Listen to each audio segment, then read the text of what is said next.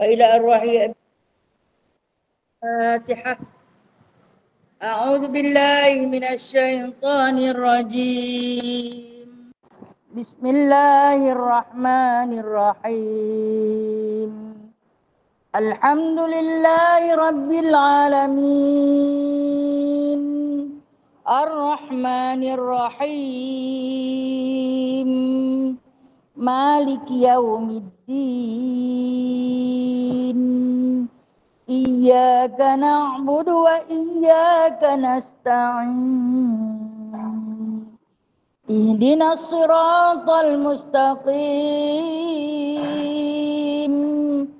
صراط الذين أنعمت عليهم غير المغضوب عليهم ولا الضالين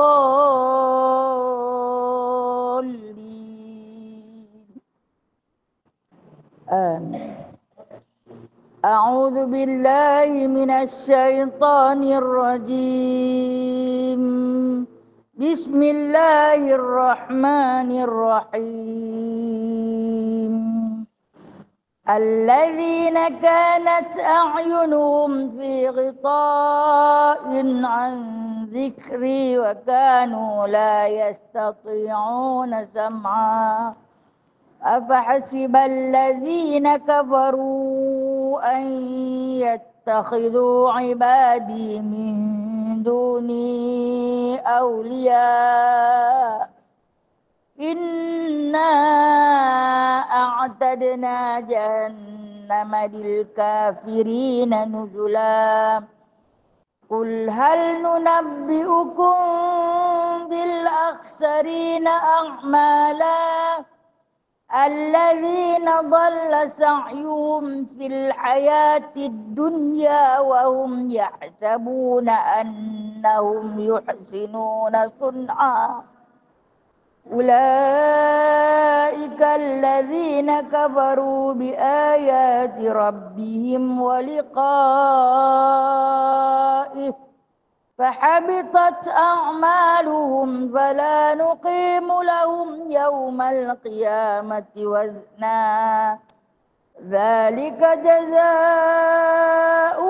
جهنم بما كفروا واتخذوا آياتي ورسلي هزوا إن الذين آمنوا وعملوا الصالحات كانت لهم جنات الفردوس نزلا خالدين فيها لا يبغون عنها حولا قل لو كان البحر مدادا لكلمات ربي لنفد البحر قبل أن تنفد كلمات ربي ولو جئنا بمثله مددا قل إنما أنا بشر مثلكم يوحى إلي أنما إلهكم إله واحد فمن كان يرجو لقاء ربه فليعمل عملا صالحا ولا يشرك بعبادة ربه أحدا سبحانك اللهم بحمدك أشهد أن لا إله إلا أنت أستغفرك وأتوب صدق الله العظيم. اللهم صل على سيدنا محمد وعلى آل سيدنا محمد. اللهم صل على سيدنا محمد وعلى آل سيدنا محمد.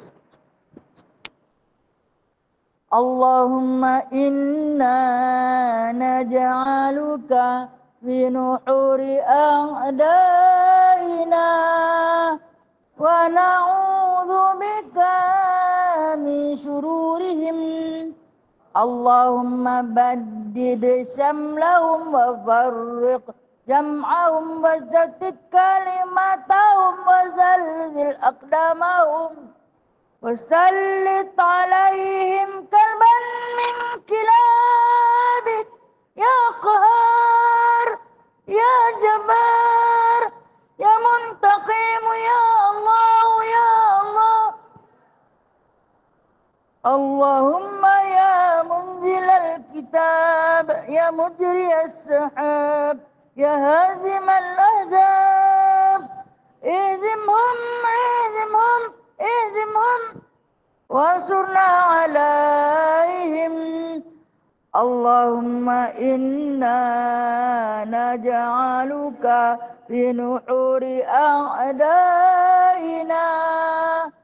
ونعوذ بك من شرورهم اللهم بدد شملهم وفرق جمعهم وشتت كلمتهم وزلزل أقدامهم وسلط عليهم كلبا من كلابك يا قهار يا جبار يا منتقم يا الله يا الله يا الله اللهم يا منزل الكتاب يا مجري السحاب يا هازم الأحزاب اهزمهم اهزمهم اهزمهم وانصرنا عليهم.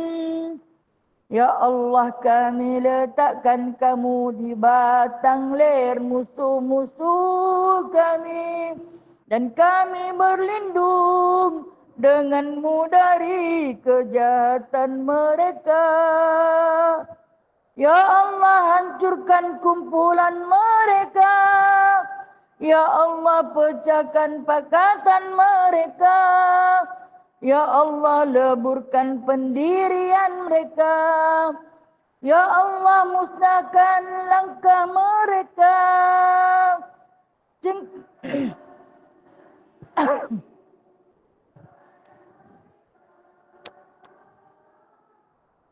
Ya Allah yang Maha Memaksa, Ya Allah yang Maha Perkasa, Ya Allah yang Maha Membalas, Ya Allah, Ya Allah, Ya Allah yang turunkan kitab, yang gerakkan awan, yang tewaskan tentera azab. Kalahkan mereka, kalahkan mereka, kalahkan mereka dan kemenangan untuk kami. Wassallallahu ala sayyidina Muhammadin wa ala alihi wa sahbihi wa barik wasallim. Amin, amin, amin, amin ya rabbal alamin. Amin ya mujibad du'a is-sa'ilin. Ya mujibad du'a is-sa'ilin, ya mujibad du'a is-sa'ilin. Ya qabilat ta'ibin, ya rahimat du'afa wal fuqara wal yatama wal masakin. Apa yang selalu saya duk kata? Nah, apa yang selalu saya duk kata? Bila saya kata ya mujibad du'a is-sa'ilin, wahai Tuhan yang maha memustajabkan segala doa. Ya rahimat du'afa, wahai Tuhan yang maha mengasih kepada orang-orang yang lemah. Wal fuqara, dan orang-orang fakir. Wal masakin, dan orang-orang miskin. Mustajabkanlah doa kami tadi. Itu yang saya kata selalu tu. Ya mujibad du'a is-sa'ilin, ya qabilat ta'ibin, yang maha menerima taubat. Ya rahimat du'afa wal fuqara wal yatama wal masakin. Baik. Bismillahirrahmanirrahim. Rabbi shrah li sadri wa yassir li amri wahlul 'uqdatam min lisani yafqahu qawli. Allahumma salli ala sayyidina Muhammad wa ala ali sayyidina Muhammad. Rabbi yassir wa la tu'assir, Rabbi tamim bi khair ya karim. Subhanaka la ilma lana illa ma 'allamtana, innaka antal alimul hakim, innaka antas sami'ul alim, innaka antat tawwabur rahim. Amma ba'du, fa ya ibadallah. Alhamdulillah, kalian sahabat-sahabat yang dirahmati Allah, yang berada di bawah naungan sayap para malaikat. Syukur kita kehadrat Allah Azza wa Jalla yang berada di masjid dan juga di rumah.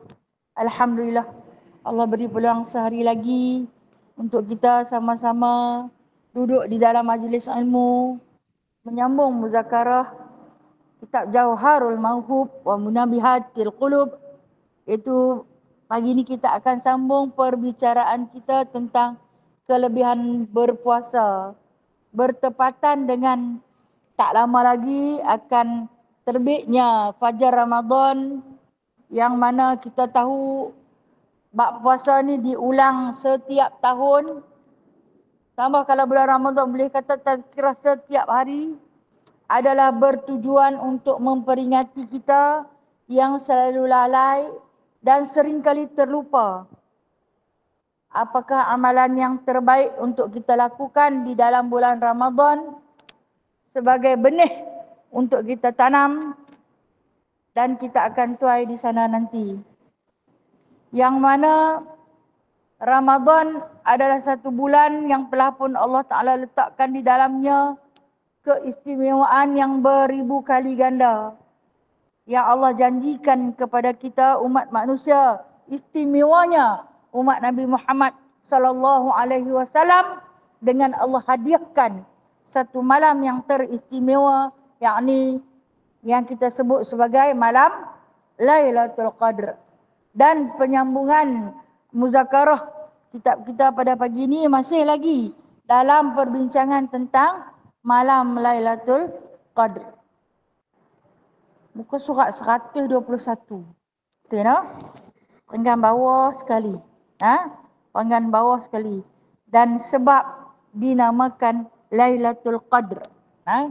Kenapa dia dinamakan dengan nama Lailatul Qadr? Bismillahirrahmanirrahim.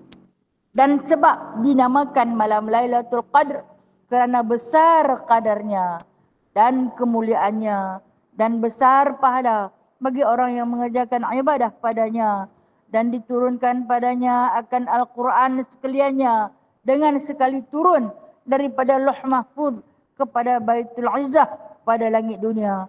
Kemudian diturunkan dia atas Nabi SAW bercerai-cerai dengan sekira-kira pekerjaan yang jatuh dan berhajat kepadanya dalam masa 20 tahun, atau kerana ditakdirkan Allah Ta'ala pada malam Lailatul Qadar itu akan segala perkara, yakni zahirkan akan segala maqadir yang pada azali yang hendak diturunkan ia atas segala hambanya di dalam demikian tahun itu.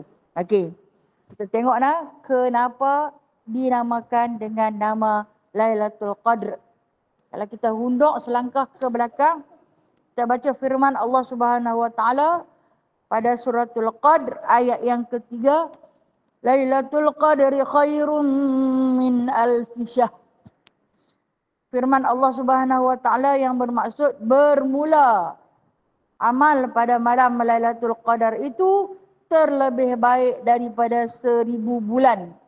Kenapa diletakkan Lailatul Qadr? Dalam hari-hari Allah, dalam malam-malam yang Allah bagi kita pinjam, setahun lebih kurang ada 365 hari mengikut perkiraan bulan Masihi, 355 hari mengikut perkiraan bulan Hijri, di bulan Qamari. Hanya ada satu malam yang paling istimewa yang Allah letak atas satu nama, Lailatul Qadr. Lailah tu maksud dia malam. Lail. Lail adalah malam. Letak di situ di hujung dia ta marbutah. Maka kita panggil Lailah. Ada ta marbutah. Kalau nak mengikut dari segi dhamir bahasa Arab, kalau diletakkan ta bermakna muannas. Ini perempuan. Kalau lailun, lelaki. Adakah malam tu ada lelaki perempuan ke? Malam ada lelaki perempuan tak? Malam tak ada lelaki perempuan. Jadi kenapa diletakkan dengan Lailah? Diletakkan dengan Lailah tu dia nak habaq malam tu tak ada akal. Sesuatu yang ghairil aqil akan diletakkan dhamir muannas. Dhamir yang bersifat perempuan. Sebab perempuan itu pendek akal dia. Bukan kata perempuan tak ada akal. Perempuan ni ada akal. Tapi pendek. Kita jenis kita fikir sekali lalu. Sebab tu kita suka runsing. Kira kalau kata nak fikir tu akal dia pendek sangat. Dia sekali fikir tu kira dia terus nak buat tindakan. Dia raplah banyak. Tindakan dia cepat. Nak tahu tindakan cepat tak cepat? Dia buka TikTok, dia beli barang. Tengok, sekali lalu ya kat wall dia. Siap tekan terus. COD ke? JNT ke? Jadi janji beli. Main tengok kadang-kadang tu. Dia jual periuk besar. Dalam tu. Memang besar tu. Hang sampai tak fikir. Tak tengok rumah aku tak kira apa. Aku nampak periuk. Tekan. Baju pun macam tu. Kalau macam saya ni. 4XL aku boleh beli. Nampak orang pakai dalam tu besar. Orang besar. Kita pun tekan. Malah budak-budak tadika. Akal pendek. Akal pendek. Jadi perumpamaan Allah Ta'ala letak Lailah pada perkataan malam ni. Dia nak kata malam tu tak ada akal. Dan diletakkan dhamir mu'annas di situ sebab nak abang kata perempuan pendek akal. Perempuan memang pendek akal. Mungkinlah ada yang panjang, yang fikir panjang. 2 hari fikir baru bagi keputusan. 6 hari fikir baru nak masuk apa. Ni tak ada apa yang dia dapat. Jadi. Mesej lagi satu tu. Mesej lagi satu yang masuk tu cerita tekan hantar. Tengok seorang awak hantar benda ni tak saya lagi. Tak saya kah? Minta maaf. Habis. Okey. Baik. Kata Allah Subhanahu Wa Ta'ala dinamakannya malam Lailah itu sebagai qadar kerana kemuliaan. Qadar itu maksud kemuliaan. Allah punya takdir. Kemuliaan takdir Allah.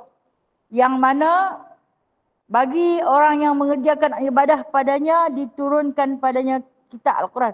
Besar sekali pahala yang Allah Ta'ala bagi kepada orang yang mengerjakan ibadah pada malam tersebut. Kerana malam tersebut adalah malam mula-mula diturunkan Al-Quran. Pertama, kalau kita berdapat mengerjakan ibadah pada malam tu, keistimewaan dia, kita meraihkan hari penurunan Al-Quran. Macam kita duk raikan hari jadi kita tiap-tiap tahun. Hari tu anak lupa tahun tu, tak beli kek, munyuk je muka mak dia. Ikut malam ni ikut dia beli. Tengok malam pun tak buat apa. Murung je, tak ada siapa pun teringat dekat aku. Tapi bila orang ingat daripada awal-awal, orang wish dari bala-bala kemarin lagi, seronok lah. Kembang kincuk, hati dia. Ada pula hadiah besar nak bagi, lagi dia seronok. Baik. Perumpamaan Allah Ta'ala letak di sini, orang yang beribadah pada malam Lailatul Qadar, pertama dia meraihkan hari penurunan Al-Quran. Itu pahala dia. Yang pertama dia dapat pahala meraihkan hari penurunan Al-Quran. Yang mana kata Allah Subhanahu Wa Ta'ala, yang Al-Quran itu diturunkan secara sekaligus. Sekaligus ni yang ada di tangan kita lah. Yang telah pun diletakkan sebanyak 30 juzuk, 114 surah diletakkan, dan Alhamdulillah hari ini diletakkan nama-nama surah dan jumlah-jumlah ayat untuk kita baca. Dan ulama-ulama mufassirin memudahkan lagi bacaan kita dengan meletakkan tafsir. Ulama-ulama tajwid memudahkan lagi bacaan kita dengan meletakkan simbol-simbol tajwid. Tidak? Senang. Maka ulama-ulama fuqara telah pun mengajar kita bagaimana untuk mudah membaca. Mudah membaca. Maka hari ini kalau kata nak baca Al-Quran, lebih senang kerana ada satu sistem Iqra'. Sistem qiraati, maka kita akan lebih mudah membaca. Itu di antara kemuliaan Al-Quran yang Allah bagi pada kita. Berbeza dengan para sahabat satu ketika dulu, waktu mula-mula penurunan Al-Quran. Menulis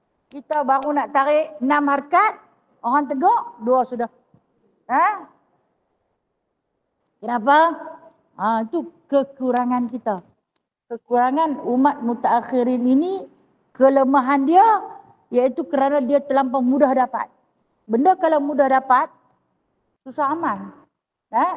Dia pun dulu dia payah dapat. Bila dia dapat tu terus beramal. Dapat tu terus menghafaz. Tak lepas. Kita ni pasal senang. Buka bila pun boleh baca. Buka bila pun jumpa. Cuba kita bayangkan para sahabat dulu yang tua-tua yang tak ada cermin mata. Masa tu tak ada cermin mata. Bahkan Ammar bin Yasir. Ammar bin Yasir, dia di antara sahabat yang Allah Ta'ala bagi usia yang panjang. Dia 100 lebih baru dia wafat. Duk mengharap nak wafat sebagai syahid, tak dapat. Dia mati tua. Tapi baca Al-Quran, Masya Allah, mata tak nampak. Mata sampai dah tahap buta. Tapi baca Al-Quran, Masya Allah, kita hak celik ni, hak yang pakai cermin mata, hak yang duk pergi renew, power sekali pi tambah, power sekali pi tambah, power pun salah. Pasal apa? Pasal mudah dapat. Bila mudah dapat, kita kurang jaga. Maka dengan sebab itu, kita kurang berhati-hati dalam pembacaan. Itu cara ada baris, saya kata. Kalaulah tak ada baris macam para sahabat, terima dulu. Di antara penulis wahyu Nabi SAW, Zaid bin Harithah. Tulisan beliau adalah di antara tulisan yang tercantik. Kemudian diikuti seorang sahabat yang paling dikasihi Nabi SAW, Uthman bin Affan. Ali karamallahu wajhah. Dia adalah penulis wahyu yang cukup cepat mengikut lidah Rasulullah berpetik. Begitulah dia petulis. Dengan tidak berbaris dan tidak bertitik. Hanya ada rupa huruf saja. Kalau lamai dekat kita, tak ada baris, tak ada titik. Fa dengan qaf sama tak? Nun, sa, ta. Kalau bersambung 3 tu sama tak? Serupa. Apalah nak kita nak kata? Sin dan shin sama tak? Sama. Sad, da, ta, za. Kepala serupa. Kan? Yang membedakan ialah huruf. Tapi kita tak boleh, Sahabat boleh. Sahabat boleh. Itu je kelebihan yang Allah Ta'ala berikan kepada mereka. Dan Al-Quran itu turun dengan penuh hikmah di Baitul Izzah. Baitul Izzah ni langit dunia. Yang saya sebut langit dunia ni yang mana? Yang ketika kita dongak ke langit, kita nampak biru tu. Itu langit. Yang kita nampak biru tu, itu langit. Jauhnya mungkin juta batu. Jauh dia daripada jarak kita mungkin juta batu. Itu adalah lapisan langit bumi ataupun dipanggil dengan nama Baitul Izzah. Baitul Izzah ni apa dia? Satu nama untuk Baitullah. Yang duduk dia berbetulan dengan Baitullah di Mekah. Duduk dia sama-sama dengan Baitullah di Mekah. Yang mana kata Nabi SAW, semasa baginda ni Isra Mi'raj, dia melihat Baitul Izzah ditawaf setiap hari oleh 10,000 orang malaikat. Tawaf Baitul Izzah tu, masuk tak keluar dah. Esok masuk 10,000 lagi tak keluar dah. Lusa masuk 10,000 tak keluar dah. Bermakna nisbah besar. Dan para malaikat yang masuk di dalam tu semuanya bertawaf daripada zaman Rasulullah tengok daripada dulu sampai sekarang ni. Masuk sehari 10,000. InsyaAllah tak tahu berapa banyak bilangan para malaikat yang berada di situ. Dan kata Nabi SAW, bentuk dia sama bentuk dengan Baitullah Al-Haram. Bentuk persegi. Ketika mana Nabi Allah Adam alaihissalam, manusia pertama yang membina Kaabah ialah Nabi Allah Adam. Dia nak buat bagi bentuk empat segi, berpandukan kepada Baitul Izzah. Tang mana dia buat? Berbetulan dengan Kaabah. Kata Rasulullah, kalau dilontarkan batu daripada Baitul Izzah, nescaya dia betul-betul jatuh di atas bumbung Kaabah. Dan di Baitul Izzah itunya ada tersimpan yang disebutkan sebagai nama langit dunia, disimpannya Al-Quranul Karim di situ secara sekaligus. Al-Quran ni mai dari mana-mana? Daripada mana? Mai daripada Lauh Mahfuz. Dari Lauh Mahfuz turun ke Baitul Izzah, langit dunia. Dan daripada langit dunia turunlah dia beberapa tahun. Disebut dalam kitab ni 20 tahun. Maka ulama-ulama membahagikan beberapa pendapat. Setengah ulama mengatakan selama 23 tahun kerana mengikut perkiraan umur Rasulullah sallallahu alaihi wasallam. Nabi mula-mula jadi rasul umur 40. Umur 40 Nabi jadi rasul. Disebutkan dalam riwayat Nabi berdakwah di Mekah 13 tahun. Dia berdakwah di Mekah 13 tahun. Jadi kalau 40 campur dengan 13, umur dia 53. Dia pindah pergi Madinah. Dia pindah pergi Madinah. Dan baginda SAW wafat di Madinah ketika mana berusia 63 tahun. Bermakna 10 tahun duduk di Madinah. 13 tahun di Mekah, 10 tahun di Madinah, menjadikan jumlah 23 tahun. Selama tempoh itulah penurunan Al-Quran sampai Al-Quran yang terakhir yang kita dah baca, al-yauma akmaltu lakum dinakum wa atmamtu alaikum wa raditu lakumul Islam madina. Ayat terakhir yang diturunkan kepada baginda sallallahu alaihi wasallam ketika baginda berusia 63 tahun. Habis wafatlah baginda. Jadi itu pada pendapat jumhur ulama. Kata dia turun selama tempoh 23 tahun. Pasal apa kita kata 20 tahun? Kita tak boleh kata kitab ni tak betul. Okey.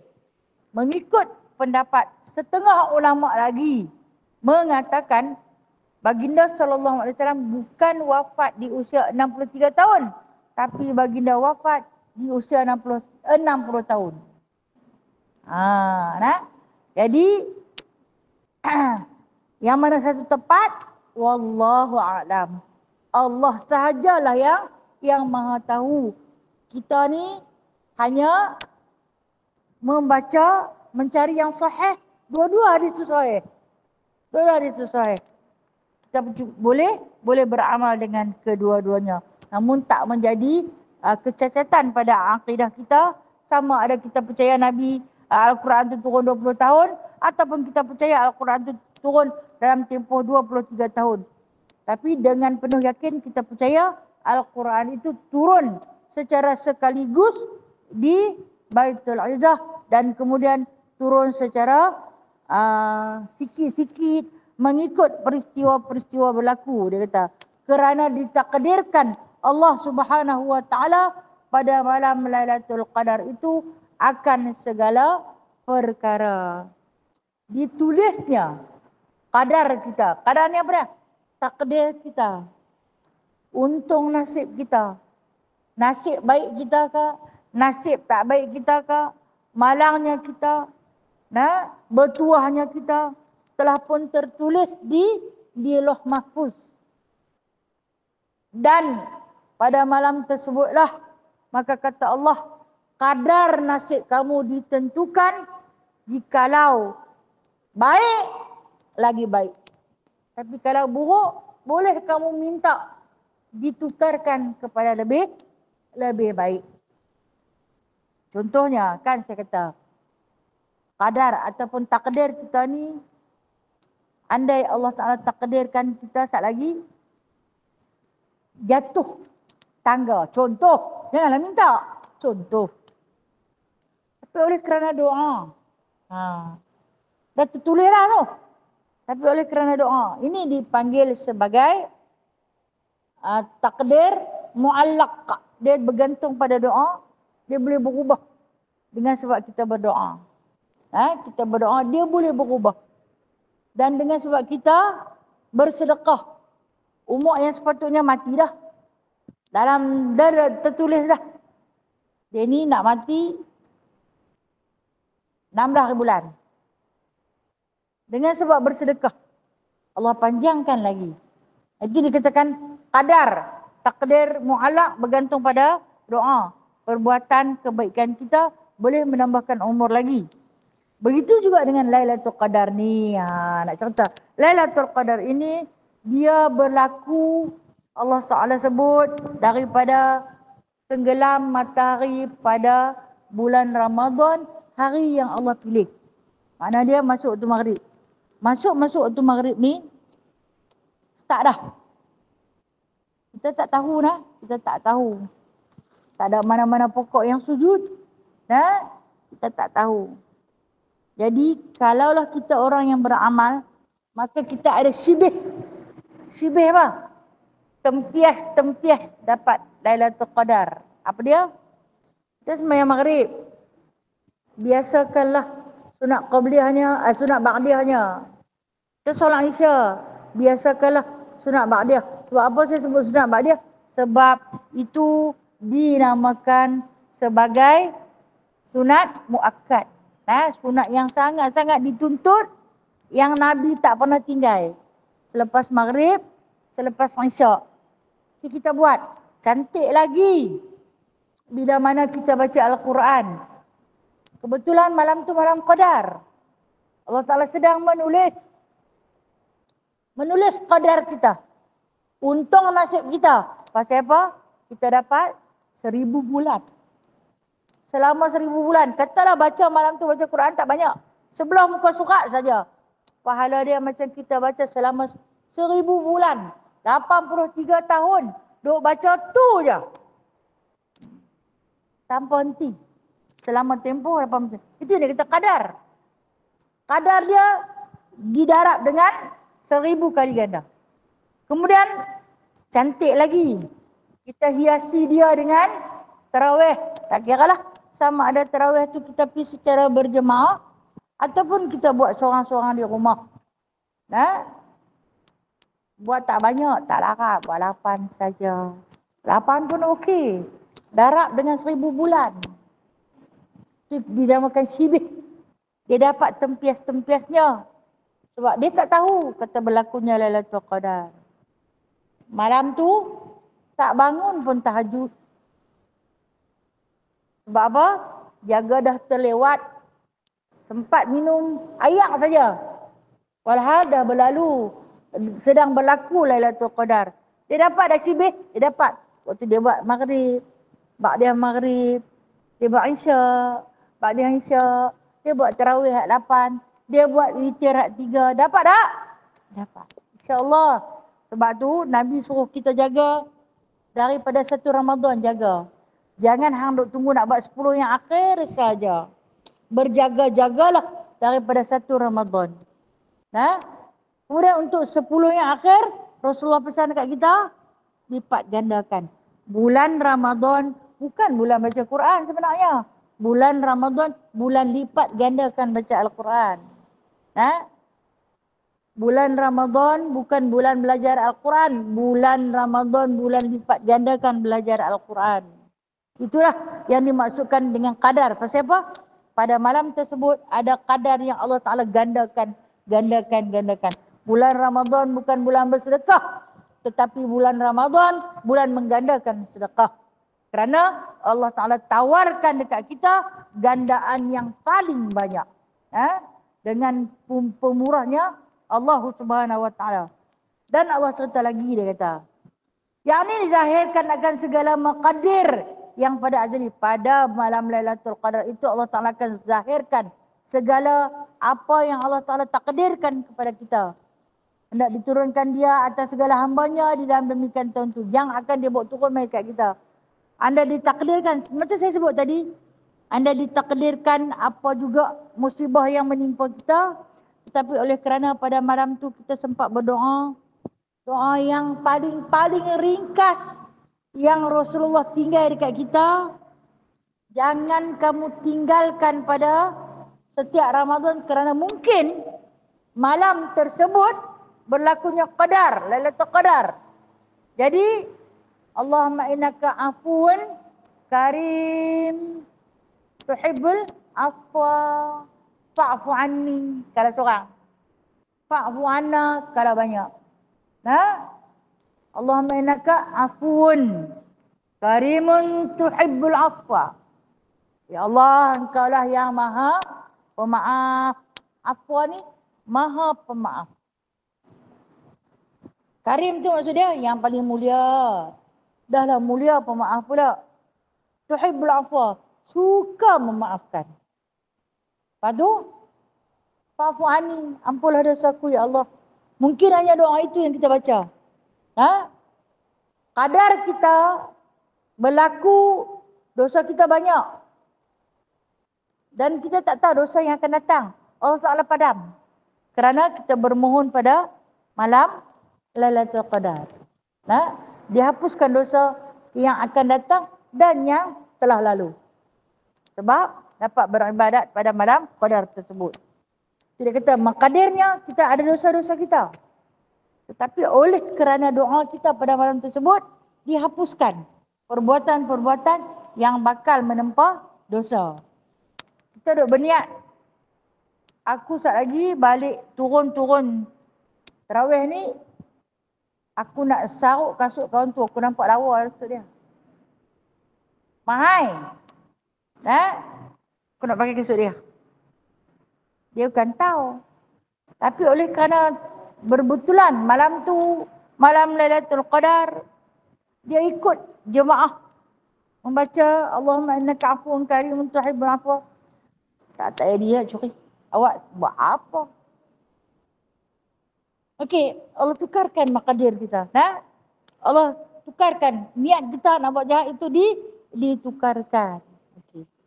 Dan kemudian disebut seperti firman Allah Ta'ala, fiha yufraqu kullu amrin hakim. Yang pada malam Lailatul Qadar itu dicerai-ceraikan segala pekerjaan yang dijadikan dia daripada hujan dan rezeki dan menghidupkan dan mematikan dan lainnya hingga kepada seumpama tahun yang kemudian. Kalau kita tak faham, kita heran apa dia cerita hujan dan rezeki ni. Jadi pada malam tersebut, andainya kita bertemu dengan Lailatul Qadar, saya kata kita tak boleh cari dia, tapi kita kena sentiasa berjaga sepanjang Ramadan. Nak cari tak jumpa. Cari tak jumpa. Tapi berterusanlah beribadah. Jangan bulan Ramadan saja. Buat tak bulan Ramadan pun buat. Agar dia menjadi satu kebiasaan untuk kita buat di dalam bulan Ramadan. Kerana pada bulan-bulan biasa kita dah buat. Kita dah biasa bangun pukul 4. Bulan Ramadan susah dah nak bangkit pukul 4. Tak susah lah. Dah jadi rutin harian dia. Ha? Tidur bagi awal sikit. Senanglah nak bangkit. Ni pukul 2 orang nak tidur. Pukul 4 dah nak bangkit. Tak pening ke?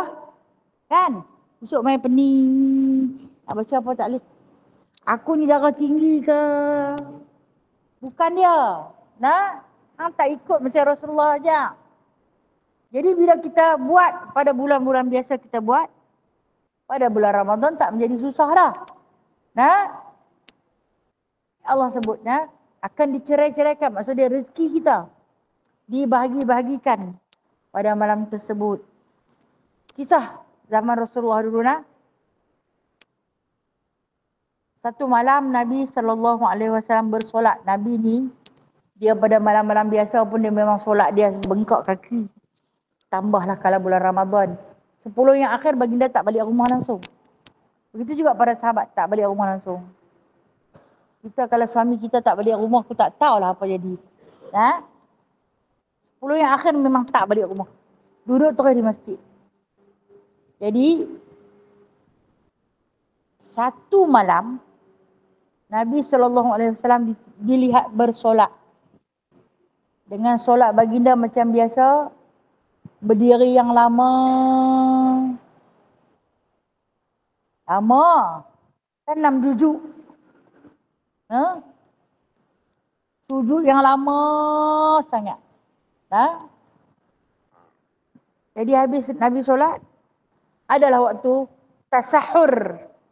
Waktu tasahur ni kita panggil waktu sahur. Sok. Orang Pulau Pinang panggil sok. Kan? Waktu yang paling mustajab doa, waktu tasahur. Bila mana Nabi nak minum air dengan makan kurma. Sahur Nabi, kurma sebiji dia bahagi 2 dengan Abu Hurairah. Sebiji kurma belah 2. Ni sebiji kurma buah semua. Siapa tak payah tumpang. So, dia bawa pula main biji je. Itu pun kalau dia ada makan. Okey. Kemudian, sahabat tengok apa dia putih di kening Nabi. Ada tanda putih di kening Nabi. Nak tegur, malu. Nak tegur, malu. Di kalangan mereka tu adalah seorang Arab Badawi. Arab Badawi ni kan saya selalu cerita tentang Arab Badawi. Mereka terkenal dengan kurang adab. Ha? Tengok di dahi Nabi, terus tanya. Apa? Di dahi Nabi tu ada apa? Nabi tak tahu. Dahi dia ada apa. Dia pun pegang. Dia celik tengok. Selut. Selut di dahi dia. Dia kata selut. Nabi tengok. Masjid Nabi masa tu kan ada bumbung. Sampai sekarang Raudah tak ada bumbung kan? Ha? Ruangan daripada masjid ke Raudah. Tak ada bumbung kan? Kita boleh nampak langit terus kan? Masjidil Haram mana ada bumbung. Tidak? Kan? Zaman Rasulullah dulu mereka kalau sembahyang dalam hujan pun hujan lah. No? Tanah, lantai bukan mozaik lagu lah ni. Tanah. Bila tanah tu kena hujan, dia jadi selut lah. Jadi Nabi dengan sujud yang lama tu memang berbekas lah di dahi. Tapi malam tu tak hujan. Malam tu tak hujan. Tapi dahi Nabi basah.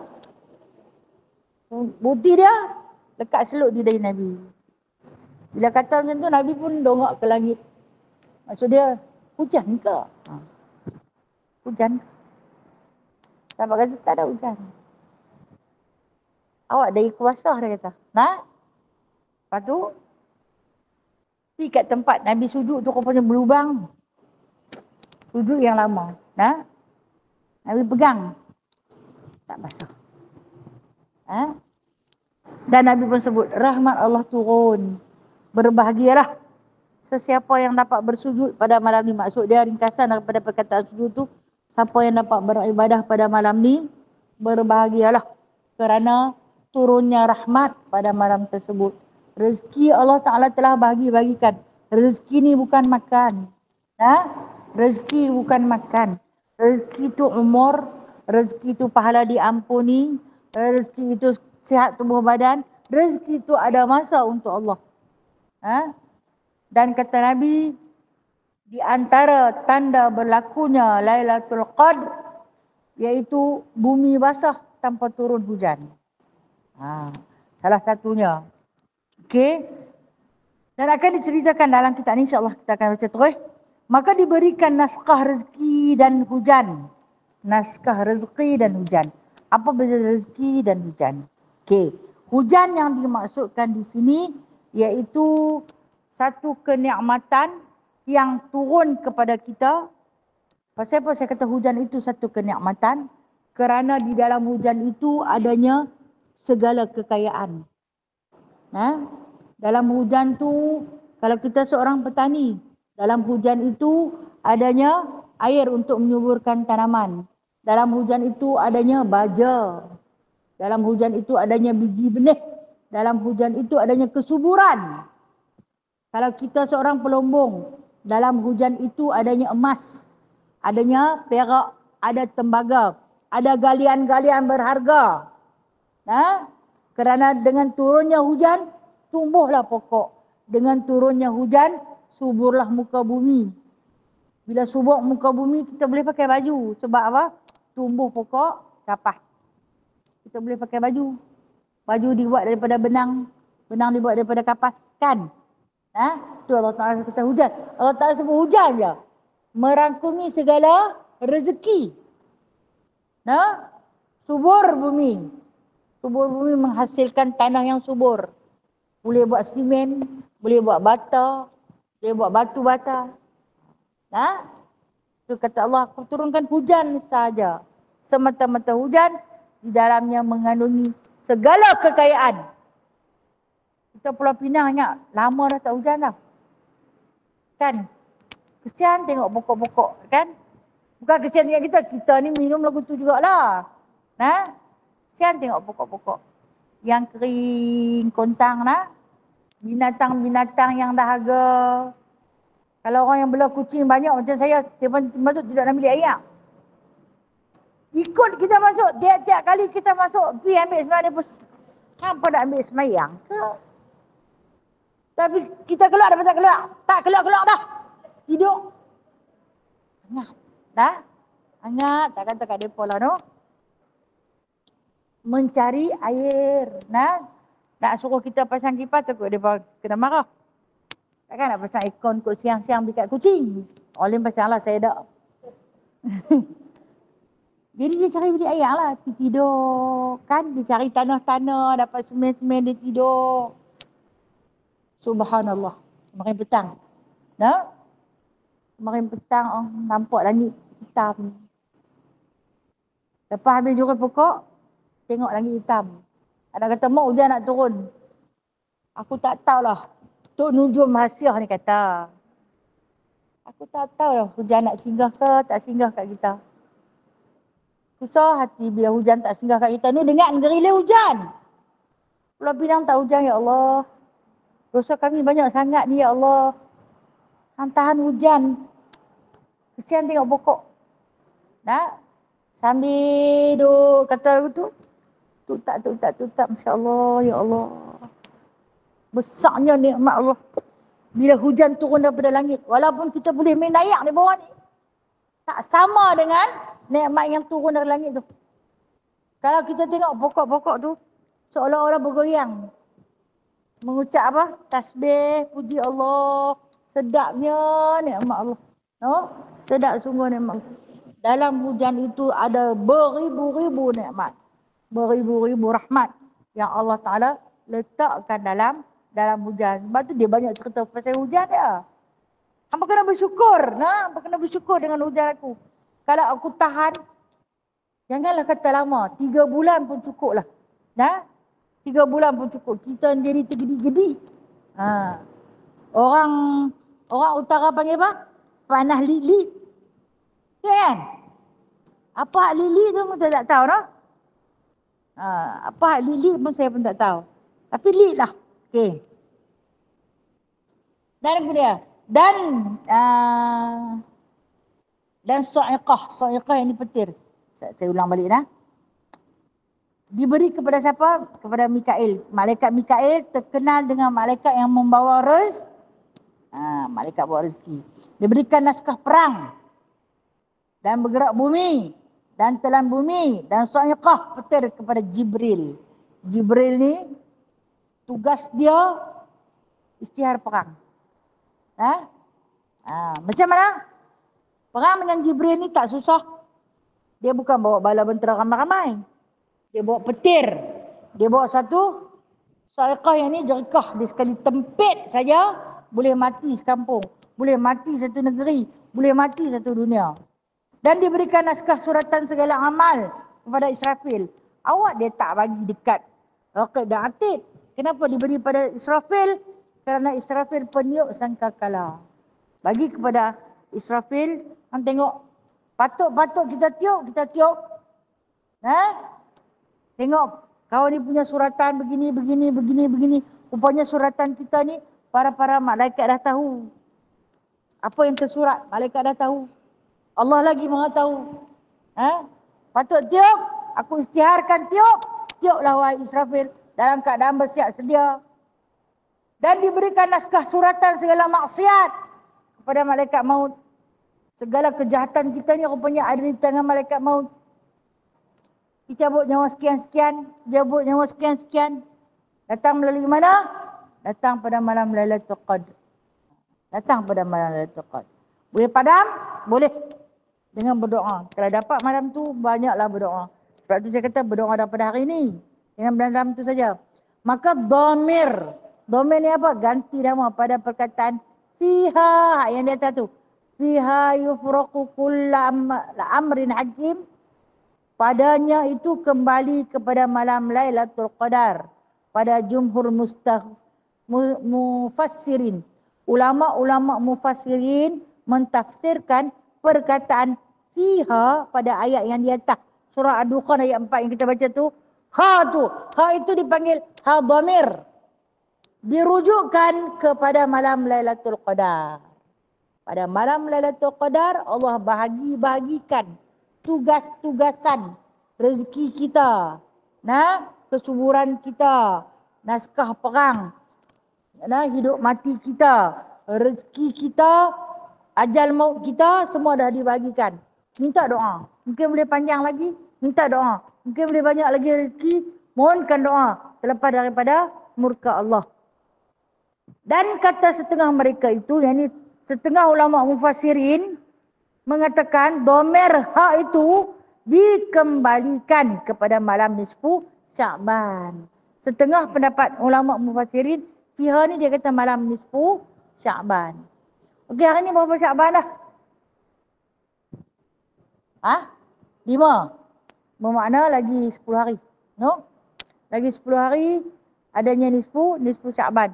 Biasanya di masjid dan di surau akan buat Yasin 3 kali. Ini memang Rasulullah tak pernah buat. Sahabat tak pernah buat. Tabi'in tak buat. Tabi'in yang buat. Generasi keempat. Bukan salafus salih tapi ulama salaf yang buat. Boleh? Boleh. Boleh buat. Jangan ada siapa-siapa mempertikaikan dia bid'ah. Kalau bid'ah sekalipun dia bid'ah hasanah, bid'ah yang baik, ajak orang buat benda yang baik. Kemudian malam tu kan dia ada doa-doa yang tertentu. Kerana kata ulama mufassirin berpandukan ayat daripada surah Ad-Dukhan ni. Pada malam nisfu Sya'ban yufraqu kullu amrin hakim, dibahagi-bahagikan ataupun diagih-agihkan segala amalan kita. Jadi dengan sebab itu ulama-ulama pun bersepakat, marilah kita buat bacaan Yasin 3 kali.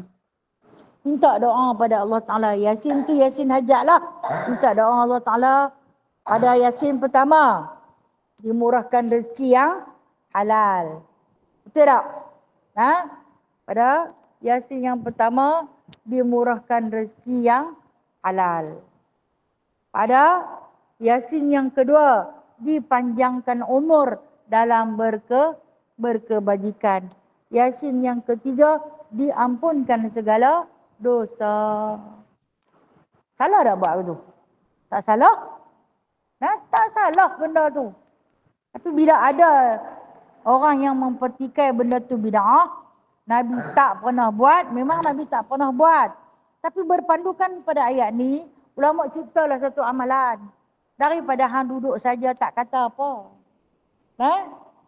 Daripada hang duk main TikTok, hang duk layan Facebook, hang duk baca WhatsApp tak berhenti tu. Maka lebih baik andai hang layan malam tu dengan baca Yasin 3 kali. Nak bagi cantik lagi, bersedekah. Apa dia? Buat kenduri. Kan?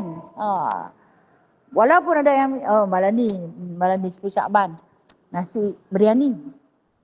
Walaupun ada yang tergemar pada dunia, dia bukan nak pergi sangat baca Yasin 3 kali tu. Dia nak pergi berkenal nasi biryani gam. Dapat dia makan nasi? Dapatlah. Dia tak dapat lah pahala. Tapi kalau dia berniat untuk dapat pahala, dapatlah pahala. Itulah tawaran yang Allah Ta'ala beri pada kita. Okey. Tanda. Ada sikit lagi nah. Tanda malam Lailatul Qadar. Dan setengah daripada alamat malam Lailatul Qadar bahawa adalah malam itu tiada panas dan tiada sejuk. Tak panas, tak sejuk. Naik matahari pagi-paginya putih. Tiada banyak cahayanya. Kerana banyak malaikat naik turun pada malam itu berpuak-puak. Seperti firman Allah Ta'ala, tanazzalul malaikat wa ruhu fiha. Yang ini turunnya malaikat dan roh Jibril padanya, yakni pada malam Lailatul Qadar itu. Di antara tanda yang disebut, dia kata langit matahari putih. Maknanya kita boleh tengok terus cahaya dia. Tak berapa silau antara tandanya. Dan pada malam tersebut taklah hangat sangat, taklah sejuk sangat. Kita boleh rasa pada siangnya. Rasa pada siangnya, rasa-rasa macam semalam Lailatul Qadar lah. Ni sembang-sembang anak beranak lah.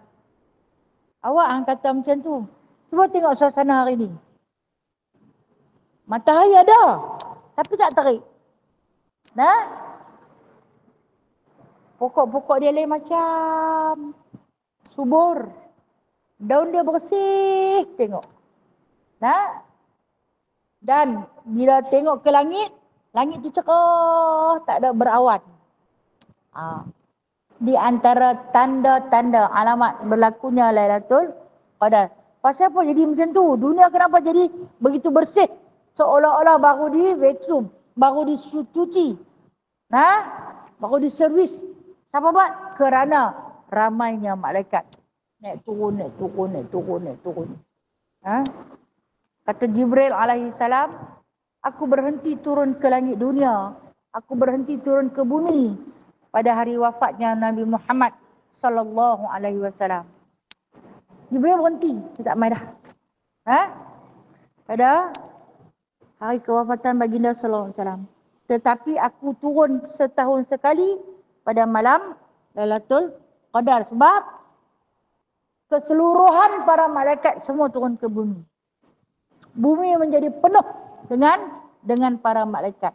Bila dia kembali, maka diangkat segala dosa, segala kekotoran. Okey, saya nak kembali kepada cerita diday Nabi yang ada seluk tadi tu. Nabi ni lepas dia sapu seluk diday dia tu, dia duk tunggu waktu nak sembahyang subuh. Tunggu waktu nak sembahyang subuh. Tiba-tiba Abu Bakar yang berada di sebelah kanan Nabi sallallahu alaihi wasallam. Abu Bakar ni tak pernah tinggal kanan Nabi, tak pernah tinggal. Dia tak duduk depan, dia tak duduk belakang. Dia duduk di kanan. Kalau tanya siapa sahabat yang suka duduk belakang? Sayyidina Ali. Dia suka duduk belakang Nabi. Nabi akan selalu tarik dia ke depan. Dia suka duduk di belakang. Sebab dia tahu Nabi nampak. Kata Abu Bakar, aku hairan. Baginda tak henti-henti menjawab salam. hingga didengari oleh sahabat yang ada di belakang. Dan yang terakhir, dia hulur tangan seolah-olah dia bersalam. Rupa-rupanya waktu tu matla'il fajar subuh dah nak menyingsing. Nak masuk waktu fajar. Para malaikat dah nak balik. Bertemu dengan baginda sallallahu alaihi wasallam, memberi salam, dan yang terakhir Jibril berjabat salam dengan baginda Nabi sallallahu alaihi wasallam. Berlaku malam Lailatul Qadar. Kita tak ada lah siapa lah nak main salam dengan kita. Orang bagi salam pun kita takut tengah-tengah malam kan? Mau lari kan? Lari duduk dalam selimut. Okey. Diriwayatkan adalah pada malam Lailatul Qadar itu turun malaikat dan mereka itulah yang dia di Sidratul Muntaha. Daripada Sidratul Muntaha tu. Turun dan Jibril alaihissalam sertanya 4 panji-panji. Dia bawa 4 panji-panji. Panji-panji ni apa? Bendera Islam. Okey. Maka didirikan satu panji-panji di atas kubur Nabi sallallahu alaihi wasallam. Dia pacak di atas kubur Nabi. Tanda Muhammad sallallahu alaihi wasallam. Dan satu panji-panji didirikan di atas Baitul Maqdis. Diletak di atas Baitul Maqdis, Masjidil Aqsa. Dan satu panji-panji diletakkan di atas Masjidil Haram, Kaabah. Dan pada satu setengah riwayat iaitu Baitullah. Dan satu panji-panji didirikan di atas Bukit Tur Sina. Kita tengok kalau Baitul Maqdis iaitu kiblat kita yang pertama. Kemudian Masjidil Haram, kiblat yang kekal sampai hari ini. Jabal Tur Sina, iaitu di antara jabal yang dimuliakan kerana turunnya kitab Taurat kepada Nabi Allah Musa alaihissalam. Dan satu panji-panji yang diletakkan, kalau dalam bahasa Arabnya dipanggil sebagai liwak. Satu panji-panji diletakkan di atas kubur Nabi SAW, menandakan para malaikat yang datang menziarahi bumi pada malam Lailatul Qadar itu singgah ziarah makam Nabi terlebih dahulu. Ziarah makam Nabi terlebih dahulu. Kemudian itu Madinah lah. Baru ke Masjidil Haram dan kemudian Masjidil Aqsa. Dan berakhir di Jabal Tur Sina. Di antara tempat-tempat yang diberkati. Dan tiada ditinggal. Sikit lagi memandangkan kita nak cuti sampai lepas raya ni. Dan tiada ditinggalkan dia satu rumah yang ada padanya mukmin lelaki atau perempuan, melainkan masuk ia akan dia dan memberi salam atasnya, berkata ia, hai mukmin lelaki atau perempuan, bahwasanya Tuhan yang bernama Salam memberi salam akan kamu, melainkan orang yang mengekali minum arak, memutuskan silaturahim dan memakan daging babi. Malam tersebut para malaikat rahmat akan masuk semua rumah orang Islam. Rumah orang mukmin, Islam yang mukmin. Faham tak? Bukan Islam sahaja, tapi Islam yang mukmin, berislam dan beriman. Dah ada iman, beramal lah. Dia akan masuk setiap rumah kecuali 3 jenis rumah ni tak masuk. Iaitu yang pertama, orang yang suka minum arak. Orang yang mengekali arak. Malaikat rahmat takkan masuk. Yang kedua, orang yang memutuskan silaturahim. Suka bergaduh dengan orang. Ada saja dengan jiran-jiran yang tak kena, tak boleh silap sikit kalau dengan jiran dia. Dengan adik-beradik pun tak boleh salah sikit, silap sikit. Dan yang ketiga, orang yang makan daging babi. Kita artikan daging babi di sini iaitu makanan-makanan yang haram. Makanan-makanan yang haram yang mana tidak akan disinggah oleh malaikat rahmat. Baik. Ulama fuqaha membahagikan lagi. Rumah orang yang ada berhala. Rumah orang yang ada berhala takkan dimasuki malaikat rahmat. Apa dia berhala yang macam mana? Apa juga jenis patung. Sama ada patung hak duduk di atas piala tu. Kan kalau kata anak kita pemain bola. Kalau kita dulu pemain bola. Ada pemain bola sepak dalam ni? Kan di atas tu nanti ada gambar Orang seolah-olah macam tu K-pop. Itu lah K-pop bang. K-pop bang. Dia adalah berhala. Sebab apa? Sebab dia dipamerkan. Dia menjadi perhiasan dalam rumah. Maka tak boleh. Ataupun ada gambar-gambar binatang. Gambar-gambar binatang yang diletakkan di dinding. Tak boleh. Ataupun ada gambar kita yang diukir. Lukis. Kalau gambar kita itu ada pembahagian ulama. Gambar yang ditangkap, dicap. Itu dicap dia panggil. Dulu dia panggil dibias. Kita ambil dengan kamera, kita cuci, buat besar-besar gambar keluarga, letak di dinding pelekat. Ada setengah ulama kata tak mengapa, boleh. Setengah ulama tak bagi. Okey? Jadi ada khilaf lah. Bila ada khilaf, bolehlah nak letak pun tak apa, tak mau letak pun tak apa. Tapi yang tak boleh, orang lukis muka kita. Kita ada kawan yang pandai melukis. Kita bagi kat dia, nak gambar. Hang lukis kat muka aku. Dia lukis macam sebiji lagu kita. Cantik. Gambar lah cantik, kita tak cantik pun. Dia lukis. Kita ni bubur dan frame elok-elok, lekat di dinding.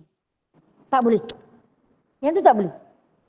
Malaikat rahmat tak singgah. Tak masuk, tak sedih kalau orang tak singgah rumah kita. Yang nak singgah tu yang pembawa rahmat. Ataupun gambar-gambar binatang yang terdapat pada pakaian. Pada pakaian. Kadang-kadang kita tak sedar tau. Baju kita ada gambar burung, kain batik. Kain batik kan. Hati-hati tengok. Oh, rupanya burung. Makruh. Okey, teddy bear. Permainan tak apa. Tak apa. Apa dia? Okey. Baju tidur yang ada gambar-gambar binatang. Baju apa pun lah. Yang ada gambar binatang ni makruh pakai lah. Makruh pakai. Tapi kita ni tak tengok. Balik-balik main tengok. Weh, ada gambar. Maka kalau boleh jangan guna. Kalau ya. Bear tu.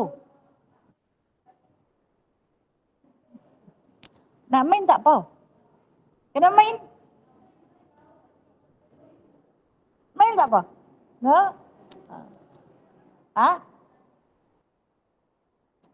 Itulah untuk kegunaan tak apa. Jangan untuk perhiasan. Untuk kegunaan tak apa. Sebab tu saya kata pada pakaian boleh ada binatang tapi makruh. Macam bear kan anak-anak kita. Dia nak main ataupun dia nak buat peluk dia nak buat bantai, tak apa. Tapi jangan kita buat perhiasan. Itu tak boleh. Itu yang dilarang. Apa dia? Okey, simpan untuk mainan dia. Jangan pamerkan. Sumbat budak almari ke.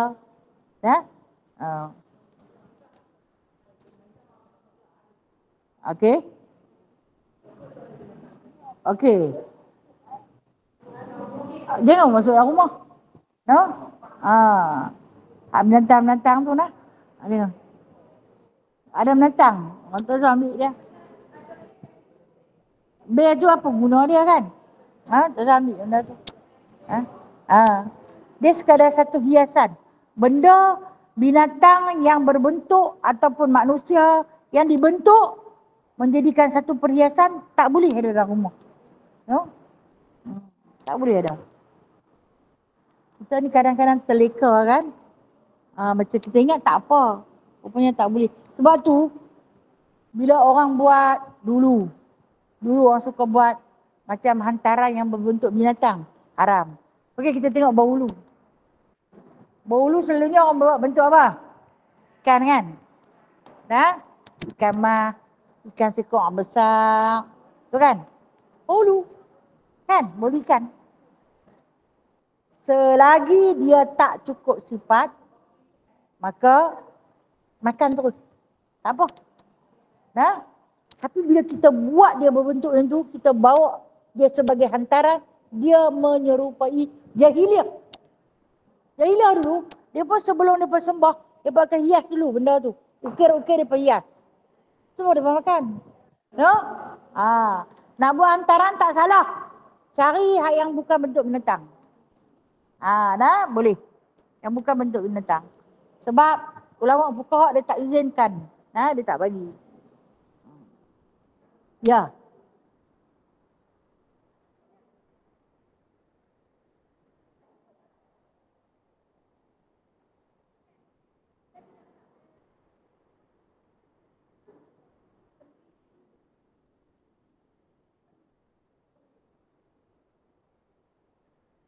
Gambar 3D tu. Dia seolah-olah hidup. Sebab dia macam boleh bergerak tu. Haram lah. Okey, terima kasih atas perkongsian. Satu lagi gambar 3D. Gambar yang kalau kita pergi ni kita nampak ni. Kita nampak ni. Dia juga bergerak mengikut pergerakan kita.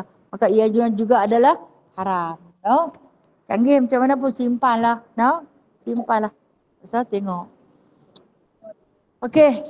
Assalamualaikum Ustazah. Dan daripada Anas radhiyallahu anhu, insya-Allah kita sambung pada bulan 3, bulan 4. Bulan 4 kita akan sambung untuk lepas raya lah.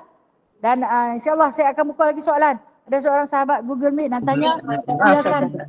Assalamualaikum Ustazah. Nak tanya pendapat Ustazah baca baru-baru ni tentang rombakan undang-undang agama Islam syariah di Kelantan.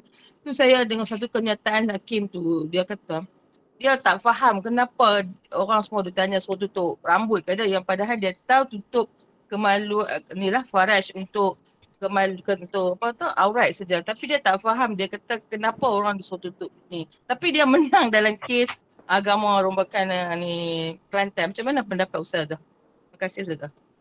Okey, baik. Terima kasih. Berkenaan dengan pendapat seorang peguam mengatakan aurat bagi perempuan itu adalah menutup bahagian sulit sahaja. Baca tak? Artikel seorang peguam yang menang kes. Dia cabar undang-undang syariah baru ni. Dia cabar di antara undang-undang yang dicabar tu LGBT, hak lesbian, liwat yang dicabar. Dia tak setuju dengan undang-undang yang dijalankan oleh syariah, undang syarak, dengan sebab Mahkamah Sivil dah jatuhkan hukuman tu. Jadi bila Mahkamah Sivil dah ada undang-undang tu, maka dia kata tak patutlah ada pula di Mahkamah Syariah. Jadi dia ambil apa juga yang Mahkamah Syariah buat, dia ambil sebab sivil dah buat. Tak payah syariah buat. Syariah jangan hukum dah. Syariah jangan hukum dah. Sivil saja yang menghukum. Tak boleh lah. Sebab benda tak puasa ni, tak pergi sembahyang Jumaat, tu yang dicabar tu. Menang ke dia lah? Menang. Dia kata Alhamdulillah dia menang. Okey. Kalau Allah bagi menang ni, kita ingatlah benda ni istidraj. Ujian atas iman kita ni. Allah bagi menang, dia nak tengok kita ni nak duduk saja ke nak tengok saja? Tak apa. Undang-undang sivil dah ambil tindakan. Baik, undang-undang sivil dia ambil tindakan. Kalau kata hang tak puasa, dia mungkin akan denda setakat tu saja. Tak puasa, makan di depan khalayak ramai, dia akan denda setakat tu sahaja. Tetapi undang-undang syariah dia akan ambil lebih lagi. Kalau kata berzina, undang-undang sivil dia akan ambil tindakan. Kalau kata si penzina tu kena paksa, perkosa. Tapi kalau sukarela, undang-undang sivil tak ambil tindakan. Hang zina lah banyak mana pun. Tapi undang-undang syarak dia akan ambil tindakan sama ada diperkosa ataupun sukarela. Tetap ada tindakan. Maka itu yang dicabar. Tapi sembahyang Jumaat, undang-undang syarak ambil tindakan. Undang-undang sivil tak ambil tindakan. Apabila perkara-perkara sedemikian dicabar, maka ramailah di kalangan cendekiawan-cendekiawan Islam, fuqaha-fuqaha Islam bangkit untuk menentang bersama. Dan yang Dia keluarkan satu lagi kenyataan. Aurat bagi perempuan dalam Al-Quran, dia buat pula surah. Hanya tutup kemaluan semata-mata. Yang tu orang sakai bang ada. Hanya tutup kemaluan sebab dalam Al-Quran tak ada suruh tutup aurat. Hang tak baca habis kot. Dalam surah An-Nur Allah Ta'ala dah sebut tutup aurat perempuan ni bi khumurihinna. Min jilbabihin. Hang tutup aurat hang ni labuh daripada dada. Hang baca tang mana ayat Quran tu? Pahaman dia tu yang salah. Dia kata banyak kelebihan orang yang tak memakai tudung. Dia bagi kelebihan dia. Dia tak pakai tudung, banyak kelebihan. Rambut tak bau hapak. Oh, rambut kita busuk lah. Hai lagi wangi rambut aku. Kan? Duit dia tak habis beli tudung. Oh, kita apa-apa kedana kah? Tudung sampai ke almari. Tak miskin pun. Betul tak? Dia letak macam-macam. Dia nak kenen orang yang pakai tudung. Rambut cantik tu kena cahaya matahari. Ya Allah. Apabila fatwa diberi kepada tangan si jahil, maka dia akan membawa kepada pendapat yang jahil. Dia tak setuju punca dia sebab dia tak setuju. Di antaranya dia kata wanita-wanita di Malaysia ni, dia kan bawa balik dari Malaysia lah kot. Dikriminasikan ketika mana solat jemaah. Punca dia mula-mula dia pun suruh dia semayang di belakang. Suami dia mu'alaf. Suami dia mu'alaf. Dia jadi imam untuk suami dia. Dia bagi alasan. Pasal apa? Suami dia tak pandai semayang. Dia ajak suami dia sembahyang. Jadi bila dia ajak suami dia sembahyang, dia akan duduk di depan suami dia. Suami dia duduk di belakang dia. Ikutlah macam mana dia sembahyang. Dia tak payah tutup aurat sebab dia dengan suami dia. Dia pakai baju kelawang saja, dia sembahyang. Hang mengaji tang mana? Itulah. Dia mungkin mengaji daripada ilmu dunia. Dunia ni la'ibun walahwun. Allah Ta'ala kata dunia ni adalah satu permainan. Lahwun satu perhiasan. Kalau hang mengaji dunia semata-mata, hang akan dapat permainan dan perhiasan saja. Hang tak akan dapat perhiasan akhirat. Maka dia kata, lepas tu bila dia hambat dia, suruh sembahyang di belakang. Tak boleh seiring. Dia jadi marah. Dia kata, Malaysia macam ni lah dia kata. Malaysia macam ni lah. Mendiskriminasikan perempuan. Perempuan di Malaysia ni macam bodoh lah. Sanggup diletak di belakang tirai. Kita kata ada tirai pun kita bubuh. Tidak. Kita malu nak sujud, nak rokok. Kita nak buka telekung kita kan. Kita tak rasa didiskriminasikan. Jadi, apa salahnya dia kata seorang perempuan duduk sebaris soft dengan para imam. Sebab dia buat. Tak jadi apa pun. Tak jadilah apa. Tak jadi apa lagi. Salah tak? Salah sangat-sangat lah tu. Salah sangat-sangat lah tu. Patut dikutuk. Tapi sambil tu kita berdoa pada Allah agar Allah Ta'ala berilah petunjuk dan hidayah. Nak kata dia bodoh, dia tak bodoh, okey? Dia orang yang bijak. Dia orang yang pandai. Cuma, dia tak dapat hidayah. Dia tak dapat hidayah. Mudah-mudahan Allah Ta'ala bukakan seluas-luasnya pintu hidayah kepada dia. Dengan kebijaksanaan dia, gunakanlah kepada Islam. Untung, untung dapat dunia dan akhirat. Baca Al-Quran bukan sekadar baca tafsir. Sebab tu saya selalu kata, kalau kata baca Al-Quran, ikut tafsir yang ada di tepi tu, kita boleh sesat tau. Tok guru kita syaitan. Tapi kena berguru baru kita faham. Okay, Yang bertanya. Dia menang, Ustazah. Dia menang, Ustazah. Okey, itulah saya kata dia menang. Dia menang. Allah yang beri kemenangan. Allah yang beri kemenangan. Itu istidraj. Dia jangan anggap Allah menyebelahi dia. Dah. Itu istidraj. Macam cerita Fir'aun tu lah. Macam cerita Bani Israel lah ni. Israel lah ni. Menang kan? Daripada rempuh Rafah dah ni. Terus menang kan? Nah, kita punya berdoa lah hari-hari. Bukan kita saja, dunia. Siapa tak menang lagi? Tunggulah. Tunggulah. Nah, tunggu. Janji Allah itu pasti datang. InsyaAllah ta'ala. Terima kasih Ustazah. Terima kasih. Sama-sama. Terima kasih. Ya, Kak Noria.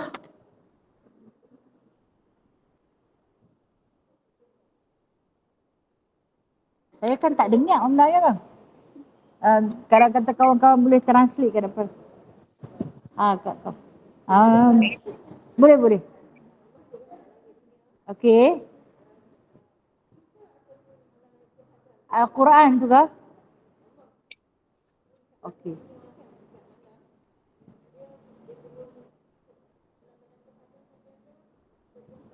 Okey, baik.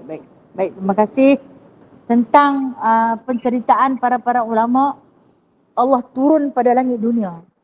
Allah turun pada langit dunia, kita jangan bayangkan dia duduk di langit, dia turun berhenti pada langit dunia. Soal yang Kak Dora tanya, adakah pada malam Lailatul Qadar sahaja ataupun pada malam-malam yang lain?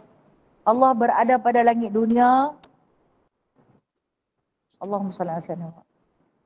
Bukan kita kata Allah tu duduk kat situ tak. Tapi perumpamaan Allah tu dekat dengan kita pada langit dunia. Dekat dengan kita pada langit dunia untuk diangkat doa-doa kita. Adakah hanya berlaku pada malam Lailatul Qadar? Tak. Berlaku setiap malam pada waktu tahajud. Berlaku pada setiap malam pada waktu tahajud. Allah berada pada langit dunia. Mintalah pada dia, berbisiklah pada dia, dan saya diterima. Dan saya diterima.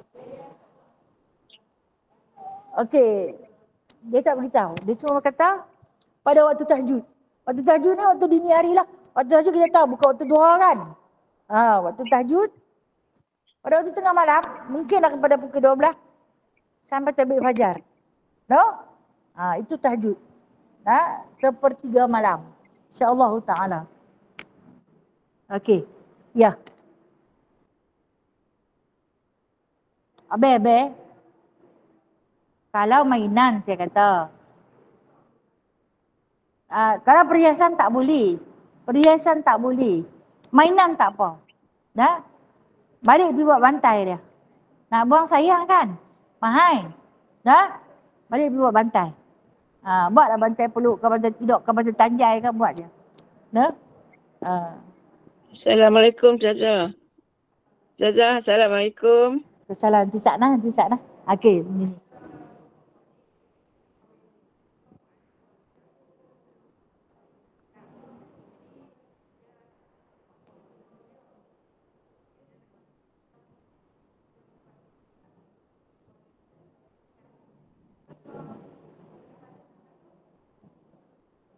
Dalam rumah tu ada berhala. Tahulah, maksud dalam rumah lah. Sebab bilik mak mentua dia tu dalam rumah. Kan? Tak boleh lah. No? Tapi dia duduk dengan mak mentua dia. Mak mentua dia duduk dengan dia. Mau masuk berhala dalam tu. Tak boleh lah. Tak boleh lah. Sebab apa? Berhala dalam rumah. Ya.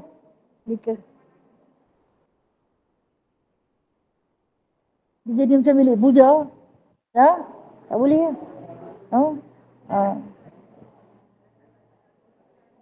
Tak boleh. Memang tak boleh. Tak dibenarkan. Sebab macam kita ada berhala dalam rumah. Okey, Kak Jamilah. Ustazah. Kak Milan tanya pasal solat. InsyaAllah. Solat bulan Ramadan, 5 waktu sepanjang tu, yang sunat-sunat, nak ganti kado boleh? Solat bulan Ramadan, dalam bulan Ramadan. Yang 5 waktu tu kan ada sunat zuhur kan? Solat sunat selepas dengan sebelum macam isyak kan? Lepas tu Kak Mila nak ganti solat kado boleh? Okey, dia tak semestinya bulan Ramadan saja Kak Jamila. Betul. Sentiasa sepanjang tahun. Qadalah selagi ada masa qada lah. Dan pada bulan Ramadan Kak Ila kata nak ganti untuk sunat qabliyah ba'diyah, tak mau buat qabliyah ba'diyah tapi nak buat qada. Ya, yang lebih baik buat qada. Nah, itu yang terlebih baik. Tapi kalau kita boleh seimbangkan, yang tu yang terlebih afdal. Nah, tapi Kak Jamilah kata qabliyah zuhur 4 kan. Tapi tak mau nak sebut qabliyah. Nak sebut apa? Nak sebut qada. Kan? Tak sebut qabliyah, sebut qada. InsyaAllah kita dapat dua dalam satu. Qabliyah pun dapat, qada pun dapat. InsyaAllah. Nah, tapi janganlah gabungkan. Kata kita sebut qada sahaja. Nah? Kalau kado sebut kado je lah. Ya, ya. Okey. Okey, baik. Terima kasih Zazana. Sama-sama kasih. Assalamualaikum warahmatullahi. Ya. Ustazah, ada kalender kuda tu kan, dalam tu ada macam hari Wesak Day, dalam kalender tu ada tokong. Bolehkah kalender tu duduk dalam rumah? Itu saja. Itulah yang baru ni diviralkan tentang kalender kuda tu kan. Masing-masing nampak kan? Ya. Dia kan ada musim pasal cerita kalender kuda. Dalam kalender kuda tu adalah dia buruh lambang. Kalau kata Wesak Day dia buruh tokong Buddha. Tidak. Untuk Cina. Untuk Hindu. Tidak. Secara tak langsung kita dah buruh di dinding rumah kita. Kan? Bila dah tahu, pangkahlah contiang bila tebuk bila kat tokong tu. Tak salah bang seketul kalender tu. Nah, gunting saja. Tidak pun ambil marker pen tu, tonyoh saja kat tu. Okeylah. Habis selama-lama ni sebenarnya kita tak perasan, no? Kita tak perasan, rupanya kita duk gantung gambar apa? Gambar berhala dalam rumah. Adakah berdosa? Okey, kita tak berdosa dengan sebab kita tak tahu. Kita terlupa. Rupanya ni ada gambar berhala yang aku duk gantung di dinding rumah aku. Tujuan kita nak tengok tarikh saja untuk mengingatkan kita tarikh-tarikh tertentu. Sekian-sekian temu janji. Bahkan mungkin kita nak puasa. Kan? Adakah salah selama-lama ni oleh kerana kita tak tahu maka tak berdosa. Tapi hari ni bila kita dah tahu, kita ikhtiarlah. Tebuk dia ke buang. Jangan buang kalender. Buang benda tu je. Nah? Okey Kak Ana. Terima kasih Ustazah. Ustazah, macam buku apa perbandingan agama, dia ada gambar tokoh-tokoh tu. Kita tak gantung, cuma duduk dalam rak kan. Ada gambar-gambar tokoh tu macam mana agak Ustazah? Okey, kalau buku tak apa. Buku yang duduk di dalam buku duduk dalam buku lah. Kita pula bukannya buka buku tu kita hampak pelekat. Dia duduk dalam rak atau duduk dalam kotak atau dalam simpanan, maka tak mengapa. Tidak mengapa. Macam cerita dalam handphone kita ni lah. Segala mak nenek ada, betul tak? Selagi hang tak buka pamerkan tak apa. Kalau hang buka pamerkan berdosa. Wallahu a'lam. Habis dah? Ya. Apa ni isu apa? Okey. Ni Ali.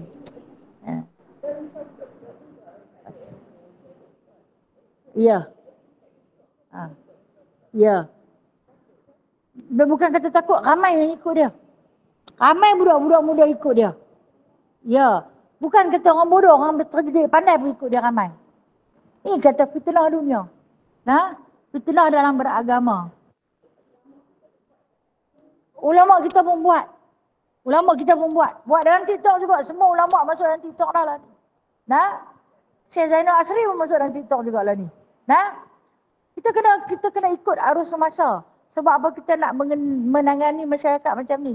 Kita kena ikut arus semasa. Macam Allah Ta'ala sebut dalam Al-Quran. Aku jadikan manusia, aku bagi kat mereka dua jalan.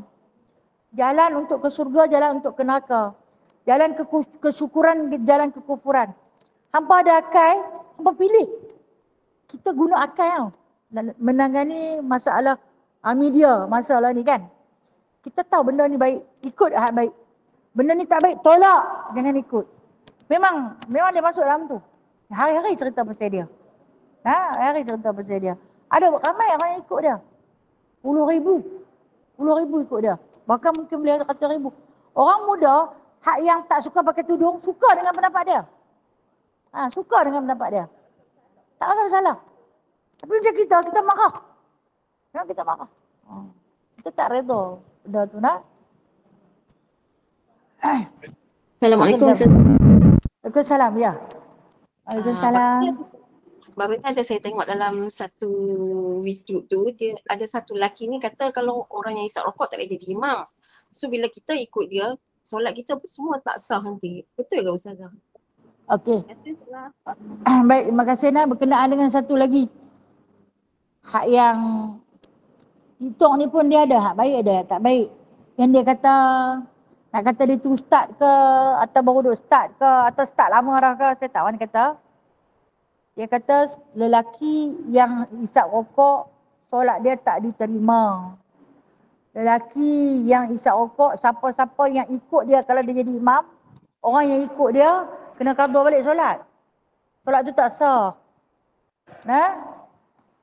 Kerana najis pada rokok tu ada darah babi. Okey. Ini pendapat-pendapat yang tak sahih. Pendapat-pendapat yang wajib ditolak.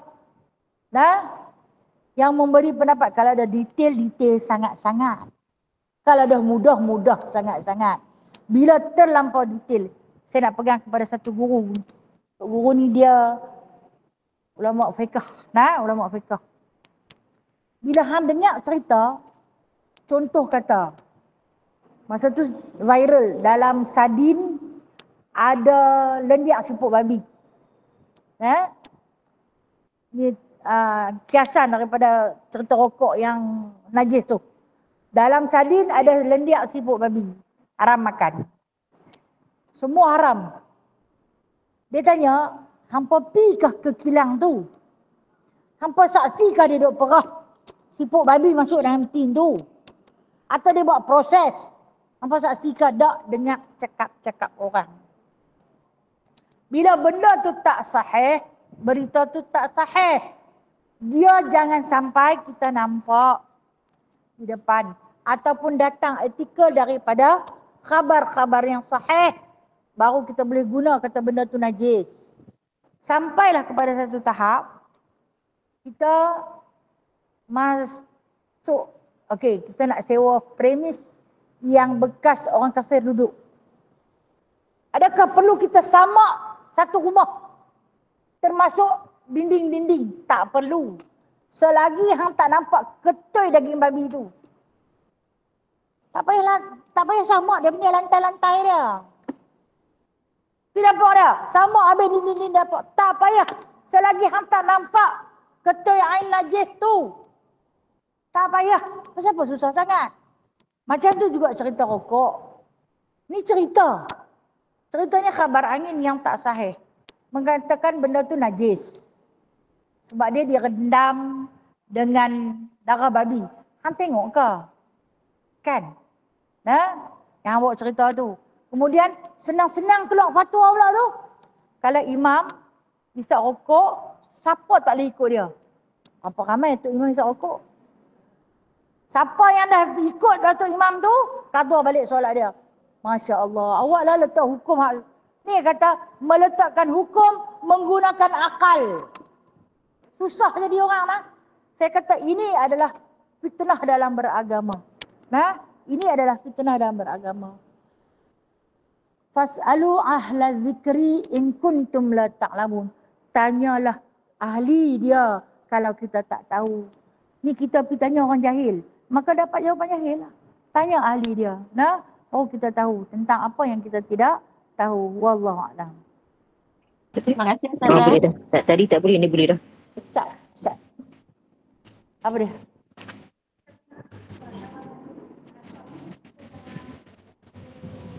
Okey.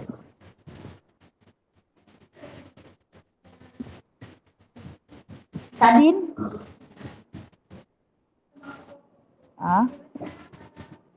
Okey.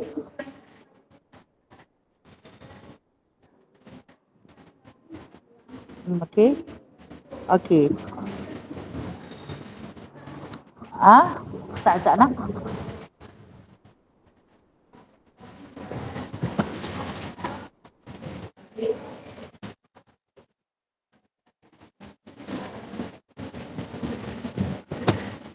Ni apa?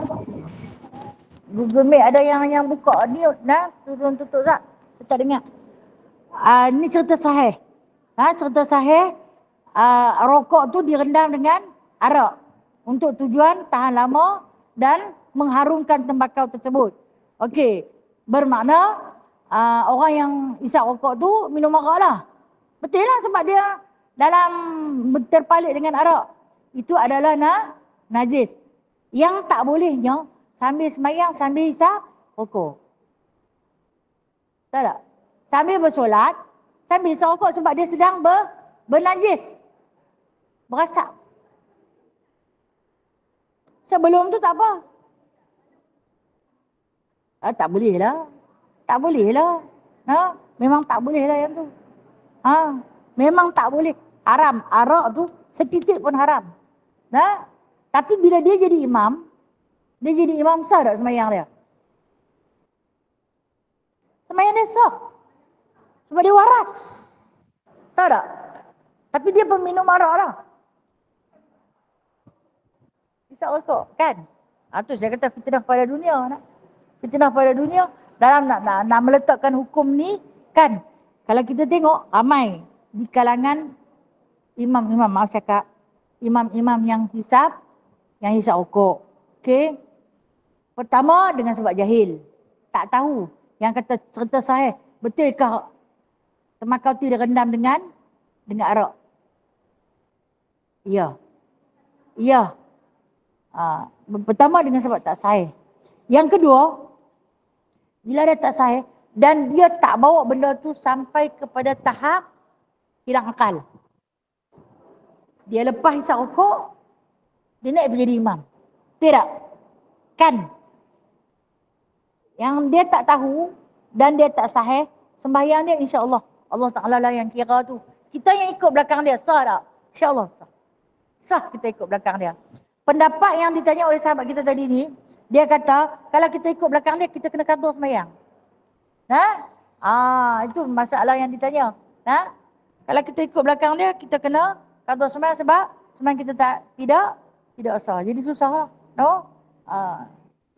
Okey, tadi siapa nak tanya dalam ni? Dah, Okey, di-mute-kan. Maaf lah. Tadi saya tegur seorang. Kalau dia buka dia punya mikrofon, bising lah dalam telinga saya ni. Saya tak boleh dengar. Maaf nak. Kak Nauria kena suara darah sikit. Saya punya telinga sound trouble.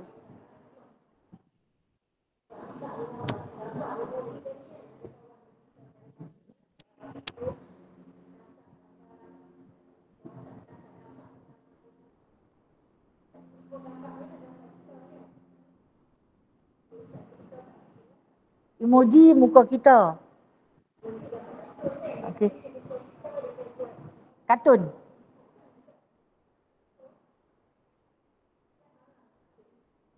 Pasal apa?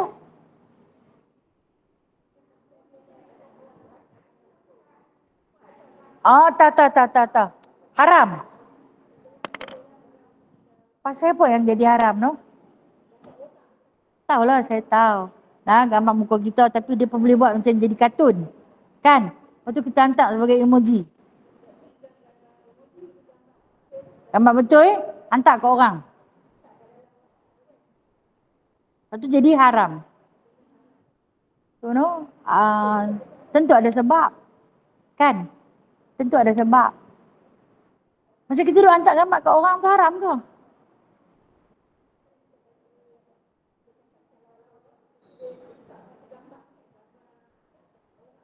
Kalau kita tutup aurat, insya-Allah selagi gambar tu tutup aurat, tak haram. No, tapi kalau gambar tu terbuka aurat atau gambar yang tidak bersenonoh, itu boleh berdosa lah, no? Tapi saya tak berapa pasti, minta maaf, tak boleh nak jawab cerita tentang hantar emoji gambar sendiri tu boleh mendatangkan haram. No?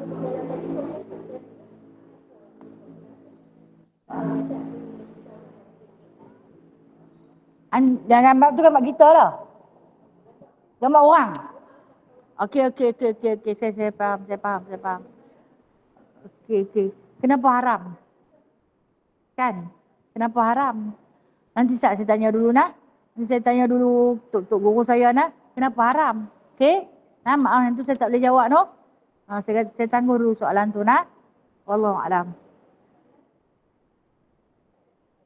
Okey, ada soalan lain?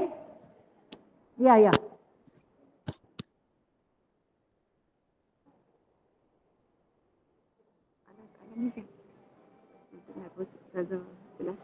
Apa dia? Soalan ni kan. Jika ada orang dalam rumah jangan ucapkan Assalamualaikum. Jika tak ada. Okey, baik. Terima kasih. Nah, dia kata kalau tak ada orang dalam rumah jangan ucapkan Assalamualaikum. Ucaplah Assalamualaikum wa ala ibadillahi salihin. Kan? Kalau ada orang dalam rumah baru ucap Assalamualaikum. Itu hanya sekadar kata-kata orang biasa. Bukan kata-kata ulama. Kata-kata ulama, bahkan kata Nabi SAW, setiap kali kamu masuk dalam rumah kamu, maka hendaklah kamu memberi salam kepada isi dalam rumah. Sama ada, kalau kita ada, adanya kita, kalau kita tak ada, maka adanya jin Islam atau para malaikat. Maka berilah salam. Assalamualaikum. Dan itu pun tak apalah, itu sambungan. Wa alaina wa ala ibadillahi sholihin. Ya. Ataupun boleh kita Assalamualaikum ya ahlal bait. Assalamualaikum wa alaina wa ala ibadillahi sholihin pun boleh. Ataupun sekurang-kurangnya Assalamualaikum. Dah memadai, no? Maksud dia bukan larangan keras. Bino? Habis saya sudah dulu nak, insya-Allah taala. Kalau ada rezeki kita lepas raya kita sambung lagi nak. InsyaAllah bagi menyambung masih lagi dalam perbicaraan bab Ramadan. Yang baik itu datangnya daripada Allah, yang lemah dan kurang adalah daripada diri saya sendiri. A'udzubillahi minasyaitonirrajim. Bismillahirrahmanirrahim. Alhamdulillahirabbil alamin hamdan katsira hamdan yuwafi ni'amahu wa yukafi'u mazidah. Ya Rabbana lakal hamdu kama yanbaghi li jalali wajhikal karim wa 'azimi sultanik. Allahumma zidna ilman nafi'a wa fahman wasi'a wa rizqan halalan tayyiba wa amalan mutaqabbala wa taubatan nasuha wa tijarat.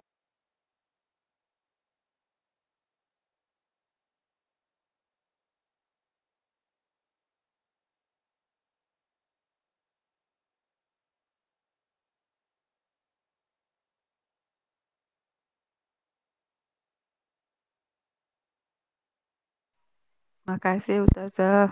Terima kasih Ustazah. Baik, terima kasih semua. Terima kasih. Assalamualaikum warahmatullahi wabarakatuh. Terima kasih Ustazah. Sama-sama kasih. Jumpa lagi insya-Allah taala. Apa dia? Ya.